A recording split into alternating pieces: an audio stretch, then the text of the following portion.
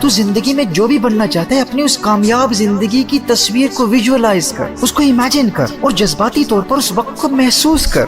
اگر تو دولت کمانا چاہتا ہے تو سوچ کہ وہ دن کیسا خوبصورت ہوگا جب تیرے پاس دولت کے انبار ہوں گے، گاڑیاں ہوں گی، بنگلے ہوں گے، وہ کیسے حسین لمحات ہوں گے، وہ زندگی کیسی خوبصورت ہوگی جب تو دنیا بھر کے غریبوں کی مدد کے لیے اپنی دولت صرف کر رہا ہوگا لیکن تجھ میں ذرہ برابر تکبر پیدا نہیں ہوگا۔ عالم خیال میں اس زندگی کو محسوس کرتے ہوئے خود سے بات کر کہ لوگ تو اپنی نفسانی خواہشات کے لیے جیتے ہیں، میں لوگوں کے لیے جیوں گا۔ دنیا تو اپنے لیے جیتی ہے، میں دنیا کے لیے جیوں گا۔ کسی غریب کی عزت نفس مجروح نہیں ہونے دوں گا، اور وہ وقت کبھی نہیں بھولوں گا کہ میری پرورش کے لیے میرا باپ در در کی ٹھوکریں کھاتا رہا، متکبر سیٹھوں کی گالیاں سنتا رہا، لوگوں کے تانے سنتا رہا، لوگ اس کا تمسخر اڑاتے رہے، نظر حقارت سے دیکھتے رہے، اس کی تحقیر و تذلیل کرتے رہے، لیکن وہ میری پرورش کے لیے ہر ایک کے تانے برداشت کرتا رہا۔ اب میں اپنے باپ کو اس قدر خوش کروں گا کہ اس کی اپنی گاڑیاں ہوں گی، اس کے اپنے بنگلے ہوں گے، اس کی اپنی جائیدادیں ہوں گی۔ اپنی کامیابی کو ایموشنلی ایکسپیرینس کرنے کے لیے تو اس وقت کو محسوس کر کے وہ دور کیسا خوبصورت دور ہوگا۔ میرے اسکول کی فیس ادا کرنے کے لیے میری ماں لوگوں کے گھروں میں برتن صاف کیا کرتی تھی۔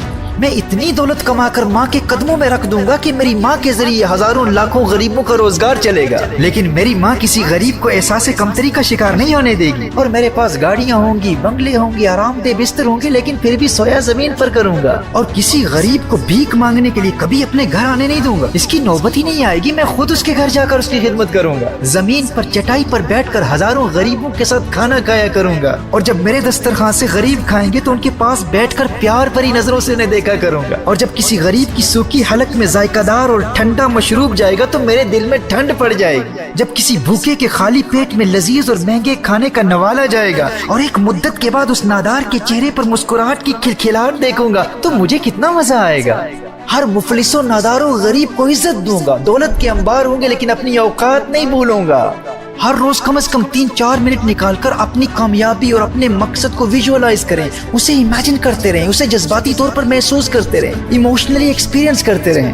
وہ وقت کیسا خوبصورت ہوگا جب میں اپنی دولت یتیموں کی پرورش اور تعلیم پر لگا دوں گا، اور کسی کو اس بات کا علم ہی نہیں ہوگا، لوگوں کو نہیں بتاؤں گا، میڈیا کو بھی نہیں بتاؤں گا، ان یتیموں کو بھی نہیں بتاؤں گا، انہیں خود بھی نہیں پتا ہوگا کہ ان کی تعلیم اور پرورش پر کون دولت خرچ کر رہا ہے۔ بس چپکے چپکے ان کی کامیابی کو دیکھ کر دل ہی دل میں خوشیاں منایا کروں گا۔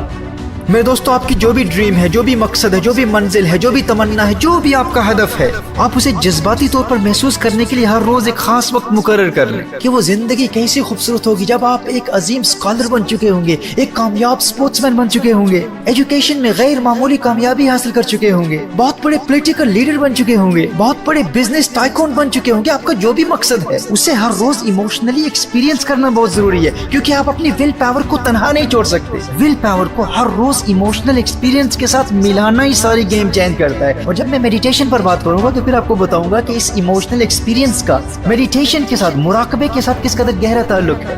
تو ول پاور کی مضبوطی کو قائم رکھنے کے لیے ایک پوائنٹ تو یہ ہے کہ ایموشنل ایکسپیرینس کے ساتھ اس کی دوستی کرانا بہت ضروری ہے۔ میرے دوستو، ول پاور کو استعمال کرنے کے طریقے کو سمجھنے سے قبل خلاصے کے طور پر اس فریم ورک کو سمجھ لیجئے گا۔ کامیابی کے لیے 3 چیزوں کی ضرورت ہے: ول پاور، واضح مقصد کلیئر گول، اور ایموشنل ایکسپیرینس۔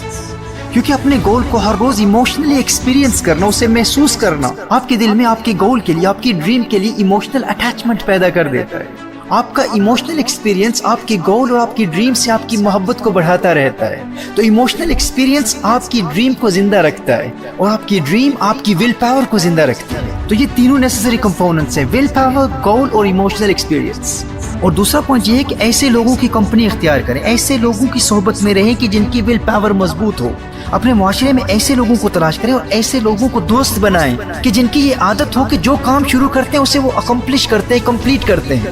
کمزور ول پاور والوں کی صحبت آپ کی ول پاور کو کمزور بنا دے گی، اور مضبوط ول پاور والوں کی کمپنی، ان کی صحبت آپ کی ول پاور کو اور مضبوط بنا دے گی۔ اور اسی طرح ٹی وی دیکھتے رہنا آپ کی ول پاور کو کمزور بنا دیتا ہے، اور فحاشی اور اوریانی کے مناظر دیکھنا اور پورنوگرافی دیکھنا تو آپ کی ول پاور کو بالکل برباد کر دیتا ہے۔ میرے بھائی، میرے دوست، یہ بلا وجہ ٹی وی دیکھنا، موویز دیکھنا، اس کو چھوڑ دو۔ یہ جھوٹے قصے کہانیوں پر مشتمل فلمیں اور فلمی ہیرو سے تجھے کیا لگے؟ تو حقیقی زندگی کا ہیرو ہے۔ جس کے پاس ول پاور اور ایموشنل ایکسپیرینس کی قوت ہو، فلمی ستاروں کو نہیں دیکھتا، وہ تو خود ریئل لائف سٹار ہوتا ہے۔ حیرت ہوتی ہے مجھے ان لوگوں پر جو کہتے ہیں ہم تو بس خبریں دیکھتے ہیں۔ بھائی، ارے دنیا کے ملکوں اور بادشاہوں کی خبروں سے تجھے کیا غرض؟ تو تو اپنی دنیا کا بےتاج بادشاہ بننے والا ہے۔ یہ فارغ اور نکمے لوگ نیوز پر اپنا وقت برباد کرتے ہیں، تجھے یاد رکھنا چاہیے تو خود نیوز بنے گا۔